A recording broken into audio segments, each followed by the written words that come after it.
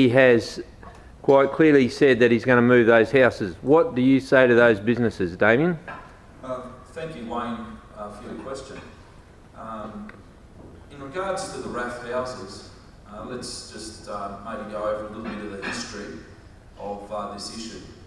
Now, in the Northern Territory, we've got the highest percentage of defence homes that are still on or located near bases.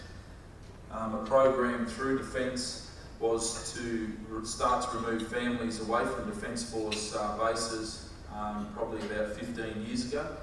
In Darwin here it started to occur about 5 years ago. I remember that there was great fanfare from the former member for Solomon when he was able to secure the land at Lyons off Defence for a new estate there. When I became aware of the situation that was occurring in regards to the houses, my first thing was to make sure that the houses weren't bulldozed, and that was something that I was able to secure by working with the Minister at the time, Alan Griffin, as well as the people from Defence in Major General Liz Cosson. And we were able to organise to make sure that they weren't knocked over. That was, they're a taxpayer asset. So that was where we were at. I'd organised also for the Major General to come up and meet with business owners like Wayne and Mark, who's here today from the service station. I have spoken to Mark, and I have been in email contact with Andrew Snodgrass, another business owner there, that is feeling the pressure of these people being moved away from the base. And for anyone that, you'd have to be living under a rock if you're not sure of the issue, but there's about 400 defence homes there.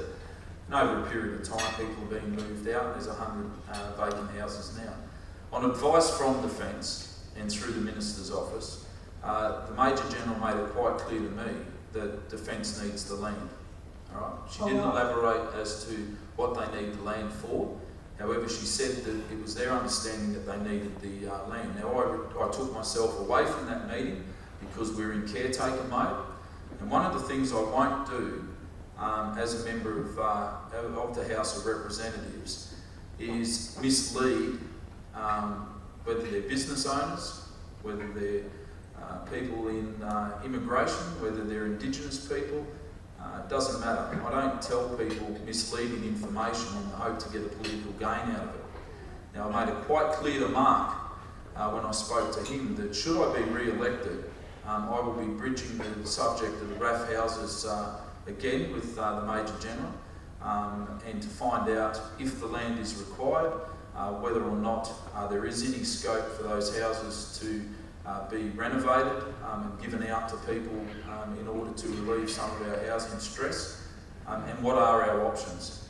But I won't stand up here and pretend that I'm going to go in with a big stick to Defence and say, well, regardless of the strategic importance of what you see, we want those houses. And it won't happen under the other mob either.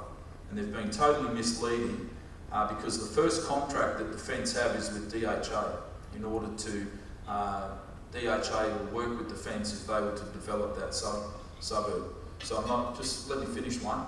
So I won't be making false hope for Wayne or Mark or Andrew.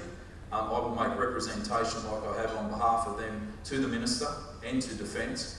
But fundamentally, if re-elected, as I said, we will open those negotiations once again with Defence, with the Northern Territory Government, and try to work to a solution that will help those businesses. But I'm not promising to be able to change the mind of the Defence Force. Natasha, I'm sure you want to add to my comments. I do, absolutely. Because under a coalition government, I have a firm commitment from Tony